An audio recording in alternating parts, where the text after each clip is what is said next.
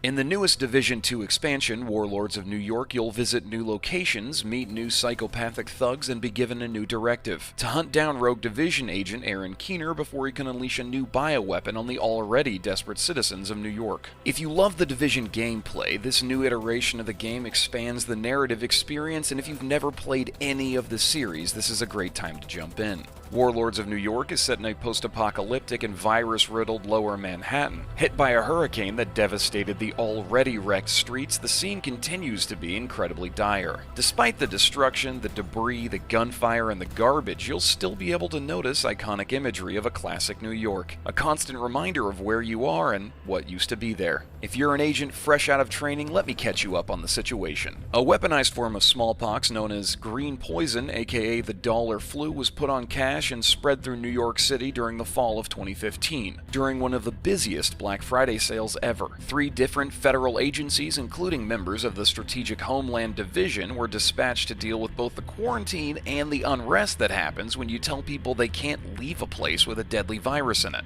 In central Manhattan, the anarchy had spread so widely that government peacekeepers were forced to retreat, leaving one first-wave division agent, Aaron Keener, alone to defend an apartment building full of civilians from marauder attacks. Throughout the ordeal, his requests for backup were denied, and the apartment was set ablaze, killing everyone inside except the lone agent. It was then, surrounded by a world that was literally falling apart, that a broken Keener vowed revenge against the Division, against the government, and against pretty much any form of authority trying to rebuild the world the way it used to be. In the first Division title, you play as an agent that has to deal with everything New York natives throw at you, like grenades, Molotovs, and really painful insults. And if that weren't enough, you're also tasked with the takedown of a rival who's received every bit of the elite training that you went through. In the end, though, Aaron evades capture with samples of the green poison virus, notes on how it was created, and a means of replication. In the Division 2 story up to this point, our protagonist has been in Washington, D.C., helping to rebuild civilization from the madness among the monuments. Meanwhile, Keener has enlisted the services of other like-minded rogue agents in helping him to turn Lower Manhattan into his own personal stronghold, complete with evil minions and a natural moat.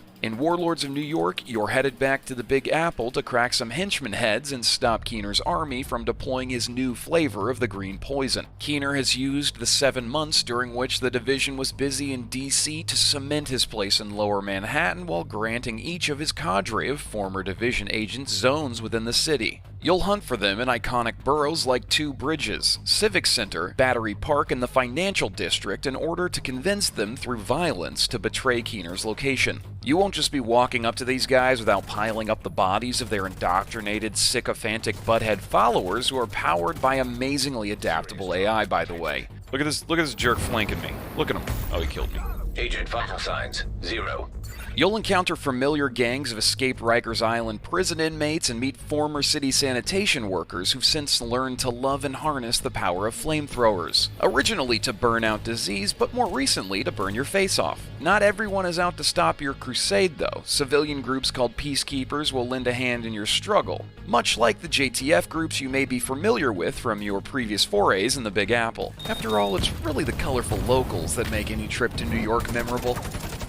Every location in Lower Manhattan is completely new to the franchise since the first Division took place in Midtown Manhattan. Not far if you could take the subway, but fighting street to street makes the area feel huge. Warlords casts aside the shackles of the level 30 character cap that operatives have long been bound to by increasing the upper limit to 40, and the progression doesn't stop there. Alongside your character's level, there's an infinite leveling system for your shade level that grants you progressively cooler perks with continual progression, allowing you to humble brag without saying a word. But what are those levels without new skills to play around with, right? To broaden gameplay and expand your cap-busting capabilities, Ubisoft has introduced 4 new skills into your agent's repertoire. You'll be throwing out hologram decoys, shock mines, and 2 new versions of an old favorite from the original Division, sticky bombs.